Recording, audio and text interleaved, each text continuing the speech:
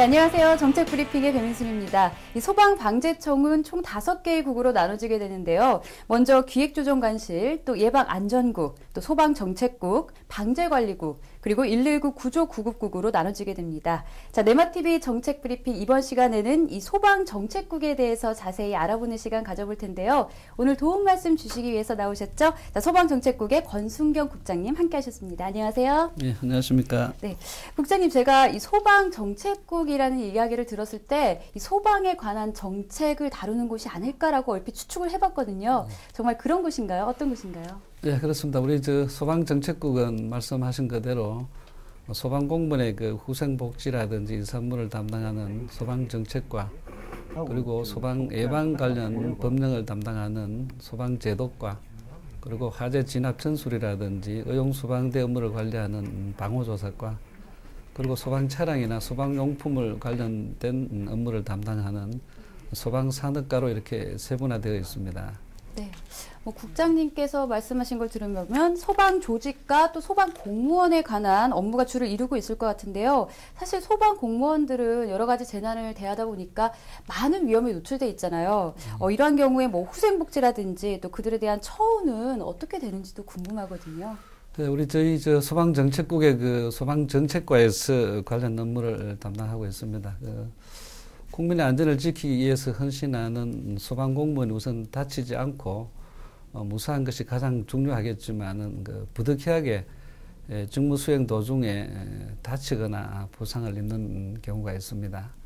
그래서 그런 경우에는 이제 그에 합당한 예우를 받기 위해서 이제 국가유공자법을 개정하여 순직 공상군경의 예우를 받도록 이렇게 추진하고 있습니다. 또 뿐만 아니라 국립묘지법을 개정하여 금년 5월 8일부터 국립대전현충원 내에 소방공무원 전용 묘역을 별도로 지정하여 운영도 하고 있습니다. 네. 그렇다면 사망 이외에 부상을 당했을 경우에는 또 어떻게 처리가 되나요? 다시들 아시다시피 소방 업무의 특성상 항상 부상의 위험에 노출되어 있는 실정입니다. 그렇기 그렇죠. 때문에 진료시설 인프라 확대를 위해서 각 시도별로 지역 소방 전문 치료센터를 17개소에서 37개소로 확대하였습니다. 그리고 또 지난 3월 19일에는 국가보훈처와 MOU 체결을 통하여 5개 지역 보훈병원을 소방공무원 건강관리센터로 지정 운영하고 보훈병원과 단체 진료 계약을 통해서 본인 진료비 30%를 감면받을 수 있도록 이렇게 하고 있습니다. 그리고 또 지난 2011년에 공무원연금법 개정을 통해서 공무상 질병이나 부상 시에는 완치될 때까지 치료비를 전액 지원받을 수 있도록 이렇게 조치를 한 바 있습니다. 네, 들어보니까 제가 예상했던 것보다도 이 소방 공무원에 대한 처우가 참 철저하게 이루어지고 있다라고 그런 생각이 드는데요. 그 외에도 이 직무 환경을 개선한다든지 또는 직원들의 사기 진작을 위해서 제도적인 그런 법안들도 있나요? 어떤가요? 네, 있습니다. 지난 2011년에 있었던 소방공무원법 개정을 통해서 저희 내부적으로 소방위까지만 가능했던 근속승진 제도를 소방경까지 확대를 했습니다. 그리고 또 계급별 승진에 걸리는 소연수를 또한 단축했습니다. 그 예로 보면은 소방장에서 소방 1호의 승진은 8년에서 7년 6개월로 줄어들었습니다. 그래서 대부분 1년 정도 줄어서 얼마 안 된다고 생각할 수도 있겠지만 실제로 소방 공무원들이 피부로 느끼는 체감 승진 속도는 훨씬 빨라졌고 또 이 덕분에 직무 만족도가 많이 높아졌다는 것은 물론 근무력도 상당히 높아졌다고 이렇게 생각을 하고 있습니다. 네, 아무래도 승진이 조금만 더 빨리 돼도 또 사기 진작에는 이만한 또 효과가 없을 것 같다는 생각이 드는데 사실 요즘은 예전과 다르게 대규모의 재난이 정말 많이 일어나고 있습니다. 인적으로도 그렇고요. 자연적인 그런 재난도 그런데요. 점점 복잡해지고 다양해지고 있는데 자, 이런 재난에 대비하기 위해서는 승진과 같은 그런 부분 이외에도 제도적이나 구조적인 측면에서 소방 조직도 좀 변화해야 하지 않을까 싶은데요. 이 부분에 대해서는 또 어떤 준비를 하고 계신가요? 네, 점차 대형화되고 복합적으로 일어나는 재난 속에서 국민들의 안전을 확보하기 위해서는 우리도 더 전문적이고 체계적으로 국가 재난 대응 조직을 만들어야 이렇게 생각하고 있습니다. 그런데 네. 모든 재난 현장에서 실질적으로 그 현장 대응 활동을 수행할 수 있는 기관은 119 소방밖에 없다고 생각을 합니다. 그렇기 때문에 전문 인력 양성은 물론 재난 현장에 필요한 특수 장비 등을 확충하고 또 복합 재난에 대비를 해야 하기 때문에 그 부분에 대한 지원을 대폭 강화할 필요성을 느끼고 그에 대한 준비를 하고 있습니다. 예를 들면 원전 사고에 대비해서 그 무인 방수 탑차를 원전 인근 소방서에 배치하는 방안이라든지 또 꿈이 그 불산 누출 사고와 같은 특수 재난에 신속하고 전문적인 초기 대응을 하기 위해서는 특수 재난 대응 전문단을 설치 운영 등을 통해서 재난 대응 전문 기관으로서의 개편하는 내용을 담고 있습니다. 하지만 그 현재 소방 조직은 국가직과 지방직으로 이렇게 이원화되어 있어서 이런 체제로 인해서 실질적으로 시도를 초월한 대형 재난이 발생하면은 소방의 역할에 한계가 생길 수밖에 없는 실정입니다.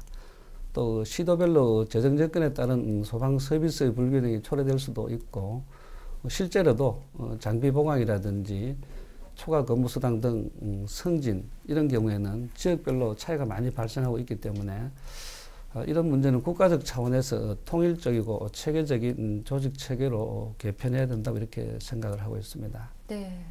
자, 하루빨리 이게 정비가 잘 돼서 더 단단하고 알찬 소방 조직이 되기를 다시 한번 기대해 봅니다. 자, 그리고 이번에는 좀 더 실질적인 질문을 한번 해볼까 하는데요. 겨울철이 되면은요, 여자분들은 많이 아실 텐데 피부가 굉장히 건조해집니다. 그런데 네. 피부 건조뿐만이 아니라 날씨도 건조해지면서 화재도 굉장히 많이 일어나죠. 이런 겨울철 화재 예방 대책에 대한 또 어떤 대책을 갖고 계시는지 간략하게 또 설명 부탁드릴게요. 예, 그 화재란 그 119 소방에 있어서 가장 중요한 부분이 아닐까 이렇게 생각을 합니다. 네. 그래서 최근에 화재 사례 분석 결과를 보면은 2011년도 전체 화재 중 겨울철에만 무려 한 37% 정도를 차지할 정도인데요.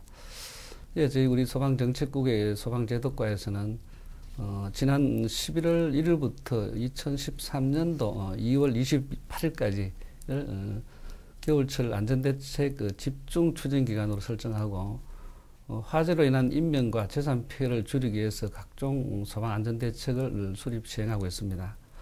특히 지난 그 여름 태풍이나 그 집중호우 때 언론 매체를 통해서 그 예방법을 끊임없이 알려 피해를 줄일 수 있었다고 이렇게 생각합니다. 그래서 이번 겨울철 화재 사건 역시 대국민 안전 환경 조성을 위하여 텔레비전이나 신문 등 언론 매체와 전광판 및 대중이 이용하는 각종 시설 등을 활용해서 전방위적으로 입체적 예방 홍보를 실시하고 있습니다. 네, 뭐 요즘 언론의 힘은 참 대단하기 때문에 전광판이라든지 그런 식으로 홍보를 한다면 더욱더 사람들이 자각을 하고 예방이 되지 않을까 싶은데요. 자, 제가 얼마 전에 기사를 하나 읽었습니다, 국장님. 근데 이기환 청장님과 함께 또 소방방재청 직원 여러분들이 함께 이 소외된 이웃들을 위해서 연탄을 배달을 직접 하셨다는 기사를 읽은 적이 있는데 올 겨울 한파가 뭐 최고 가장 추운 한파가 될 거라고 그런 소식이 전해져 오고 있잖아요.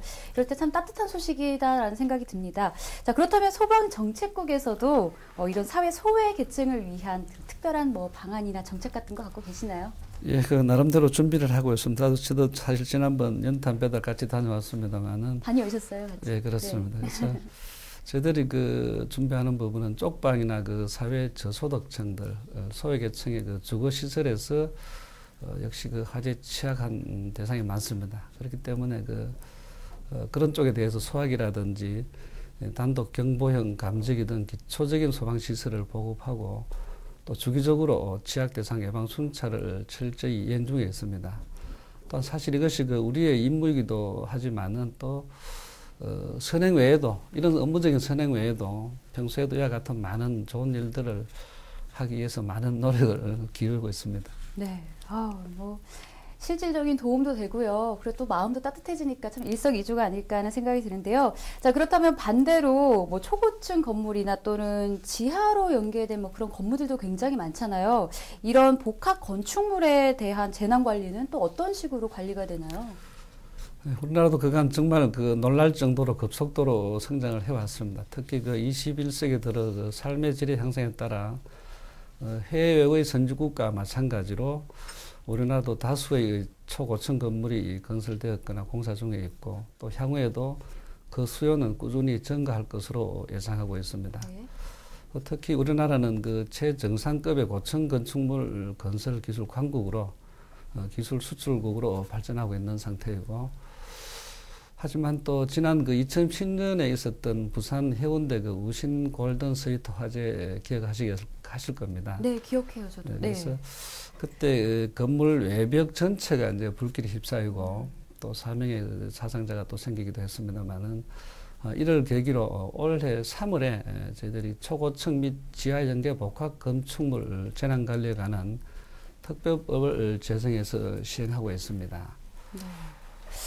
방금 말씀하신 내용 중에서 초고층 및 지하 연계 복합 건축물 재난 관리에 관한 특별법이라고 말씀하셨는데요. 구체적으로 이게 어떤 특별법인가요?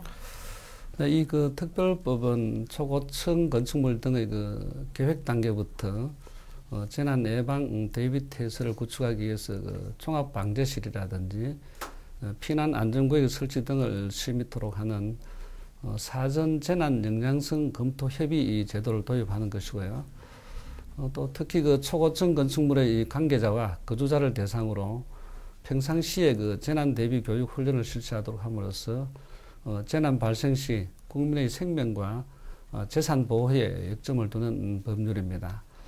또한 앞으로 초고층 건축물의 그 생애 주기별로 설계 및 건설, 사용 및 유지, 대응 및 경감 단계로 구분하여 그동안 국내외에서 연구한 내용을 토대로 종합적인 검토와 분석으로 초고층 건축물 화재 안전 기준 또한 제정 시행할 계획으로 있습니다. 네. 잠깐 언급을 하셨는데요. 이 다중이용 업소에 대한 질문을 잠깐 드리고 싶어요. 만약 사람들이 많이 모인 장소에서 화재가 발생한다면 그 시설을 이용하고 있었던 그 이용객들이 당한 피해는 누가 어떻게 책임을 지게 되는 건가요? 사실 그게 문제인데, 이런 경우를 대비하기 위해서 이제 저희 화재 배상 책임 보험 제도를 저희들이 도입을 했습니다. 네. 이는 화재로 인한 그 타인의 생명이나 재산상의 손실을 보상을 보험으로 하는 제도인데, 다중이용업소가 업소를 이용하는 이용객의 피해 보상을 위해서 의무로 가입해야 되는 그런 보험입니다. 네. 그래서 안전의식의 전환을 위해서 도입된 이 화재보험 제도가 2013년 2월 23일부터 시행이 됩니다. 또한 그 안전에 대한 자기 책임 및 자기 책임 실현과 사회 안전망을 강하게 한 방법이 되겠습니다. 자, 그럼 지금껏 말씀해 주셨던 대비 예방책 외에도 실질적으로 재난이 일어났을 경우에는 어떤 식의 조사가 이루어지게 되나요? 이것은 대응 화재가 발생하면 저희 소방정책국의 방화조사과에서 이제 맡고 있는 화재 조사 관련 업무입니다. 그런데 소방방재청 소속 공무원을 비롯해서 관련 기관 단체 그리고 민간 전문가 등으로 합동조사단을 편성하여 조사하고 또 재난을 유형별로 나누어서 해당 부서가 주관되고 협의를 거쳐서 재발 방지 대책을 수립해서 시행하고 있습니다. 또 실제로 지난 그 구미 불산 사태 이후에 이런 조사나 대책 수립에 대한 매뉴얼의 변경도 있었습니다. 네. 그리고 또 화학물질 사고 대비 방제 역량 강화 방안을 마련해서 상후 발생 후 대응 시스템의 선진화를 위한 전문 교육을 실시하는 것은 물론 특수 장비를 대폭 보강하고 국가 단위에서 화학, 생물, 방사능, 폭발사고 등 특수재난의 대응 수습을 전담하는 특수사고 전담 전문 대응단과 국가 대응 정책을 총괄하는 위험물 대응과 설치를 추진하고 있습니다. 지금. 네. 그런데 사실 이 불산 사태 같은 경우에는 일부러 누가 일으킨 사건은 아니잖아요. 자, 그렇다면 뭐 방화범이나 실화범이 있는 경우에는 어떻게 그 사건은 처리가 되는 건가요? 저희들 방화라든지 실화범 조사 시에는 이제 검찰이나 경찰과 협력 체계를 구축해서 진행을 하고 있고요. 그리고 화재가 발생 시 관할 경찰서에 통보를 하고 소방서 화재조사관과 경찰서 감식반이 상호 협력하여 현장 조사를 하고 있고, 소방에서는 관할 소방서 화재조사관이 화재의 원인 및 피해 조사를 실시합니다. 그리고 경찰에서는 방화 또는 실화의 수사 등 범죄 차원에서 현장 조사를 실시하고 있죠. 그리고 저희 소방정책국의 방호조사과에서는 대형 화재 등 화재의 규모나 성격에 따라서 민간 위원을 포함한 화재 특별조사팀을 편성하여 화재 조사를 실시하고 있습니다. 특히 요즘에는 이러한 사건 수사에 많은 전문성이 또한 요구되기 때문에 소방특별사법경찰을 제도로 운영하고 있는데, 이는 산림이나 해상, 전매 등 특별법규 위반자에 대해서 전문성을 갖춘 해당 공무원에게 사법경찰권을 부여하고 검사의 지휘를 받아서 수사를 한 뒤에 사건을 검찰에 송치하는 그런 제도입니다. 네. 현재 저희 소방에 886명의 소방사법특별경찰관을 운영하고 있으며, 이들은 시도 본부나 관할 소방서 규정 및 소방 관련 법상의 직무 범위 안에서 네. 범인의 근거 및 조사, 증거 수집 등의 임무를 처리하고 있습니다. 뭐 말하자면 소방방재청 안에서의 경찰 역할을 한다라고 할 수도 있겠는데요. 자, 그렇다면 마지막으로 이 소방산업과에서는 어떤 업무를 담당하고 있나요? 저희 소방산업과는 7개 업종으로 구분된 9,414개 정도의 소방업체의 어떤 글로벌 경쟁력 강화를 위해서 제도 개선도 하고 또 활성화 정책을 추진하고 있습니다. 그리고 또 일선에서 사용하고 있는 소방 장비를 개발하고 또 보급하며 소방용품의 기술 기준을 제정하고 또 개정하기도 합니다. 또한 소방시설의 설계라든지 공사, 감리업 지도도 맡고 있고, 또한 일선 시도 소방공무원이 사용하고 있는 소방 장비에 대한 모든 것들을 책임지고 있다 해도 과언이 아닙니다. 네. 제가 실제로 현장에 나가서 이렇게 인터뷰를 하고 촬영한 적이 있는데요. 우리 소방 공무원들이 사용하고 있는 이 소방 장비들이 노후된 것들도 좀 있고 그러더라고요. 이에 대한 대책도 또 있으실 것 같은데 어떠신가요? 사실 굉장히 어려운 부분인데, 현재 전국에는 한 7,625대가 소방차가 있습니다. 그 중에 우리가 판단은 노후됐다고 하는 게 한 1,490대로서 한 19.5% 정도 됩니다. 이에 개선을 위해서 연평균 지방 예산으로 한 712억을 투자해서 한 512대 정도를 노후차를 교체를 하고 있습니다. 하지만 노후율은 줄어들지 않고 계속 이렇게 누적되는 그런 상황입니다. 따라서 저희 청에서는 소방 장비 보강을 위해서 관련 기관과 적극적인 업무 협의를 이루고 있으며, 또 국가 예산 지원을 위해서 많은 노력을 하고 있습니다. 그리고 또 뿐만 아니라 소방 장비의 현대화, 첨단화가 매우 중요한데, 무조건 해외 장비를 따라가는 것이 아니라 중소기업들과의 업무 협약을 통해서 국내외의 소방 환경 변화에 적절하게 대응할 수 있는 장비를, 한국형 장비를 발굴하고 개발하고 또 이를 일선 소방관서에 보급하는 것을 한국형 소방 장비 보급이라고 해서 저희들이 추진하고 있습니다. 이는 해외에서 수입해 오던 제품이 국내 환경에 부적합하거나 또 너무 고가라는 취약점을 해결하기 위한 그런 방안이 되겠습니다. 네. 굉장히 좋은 아이디어 같은데요. 우리 중소기업도 살릴 수 있고요. 그리고 또 우리 실정에 맞는 그런 장비들을 또 우리가 구입을 할 수 있기 때문에 이 재난에도 더 효율적으로 대처할 수 있을 것 같다는 생각이 듭니다. 자, 그렇다면 이외에도 소방과 관련된 기술이나 제품을 개발함으로써 이득을 본 사례라든지 아니면 더 좋은 성과를 좀 이뤘을 수도 있을 것 같아요. 어떤가요? 아직까지는 좀 미흡하고 좀 더 심층적인 연구가 필요한 그런 현재 단계이고요. 네. 그렇지만 현재 신기술 소방용품의 제도권 도입을 위해서 저희들이 소방 신제품 설명회를 운영하고 있으며, 이는 이를 통해서 제조 판매되고 있는 것이 한 7개 업종이 품목이 지금 되고 있으면 되고 있고, 가장 대표적인 사례로는 고체 에어로졸 자동 소화 장치라는 게 있습니다.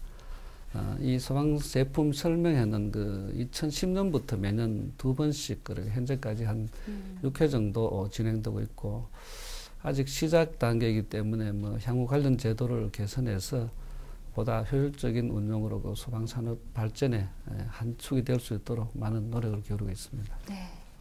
알겠습니다.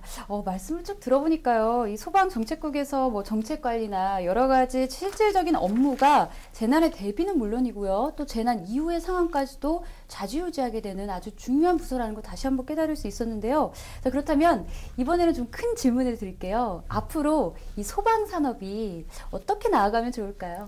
현재 우리나라 소방산업 아직 좀 초보 단계라고 이렇게 생각이 들고요. 또 특히 선진국에 비해서는 기술 경쟁력이 좀 많이 떨어지고 또 중국 등 개발도상국에 비해서는 또 가격 경쟁력이 떨어지는 그런 그 문제가 있고, 그러다 보니까 내수 중심 사업으로 이렇게 진행이 되고 있습니다. 그래서 최근에 그 FTA 같은 시장 개방에 따라서는 기술 경쟁, 국제 경쟁이 좀 약한 그런 실정입니다. 그래서 소방산업 기술 수준 향상과 법령, 제도 개선 등을 통해서 소방산업의 글로벌 경쟁력 확보를 위한 그 정책 지원을 좀 더 강화함으로써 내수 중심의 소방산업을 글로벌 산업으로 육성해 나갈 그런 방침입니다. 네, 잘 알겠습니다. 자, 이번에 마지막으로 국민 여러분들께 당부 및 협조의 말씀, 정리 말씀 부탁드릴게요.